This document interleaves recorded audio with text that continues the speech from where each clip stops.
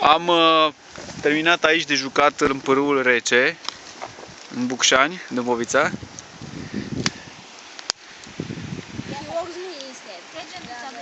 Ce te uiți la mine? Asta e cât am dat eu în banii mei pe cumpărături, deci trebuie să-mi dați aici. Zi, mami, v-a plăcut la Pârâul Rece aici? Mie mi-a plăcut mult că m-a scăldat. Rodul tău, mami. Mi-a plăcut mult că m-a scăldat. Mult, mult? Da, a fost o roață în apă. Roață. M-am intrat oriunde mă puteam. Ești cald? De ce dai în picioare? Unde duci în apă? Zici că e prea rece?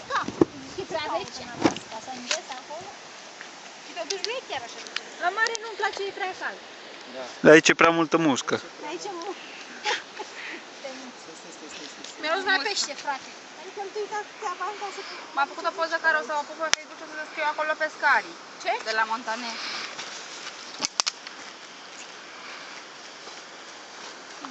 Bă, acolo scrie fără câini și baia a făcut...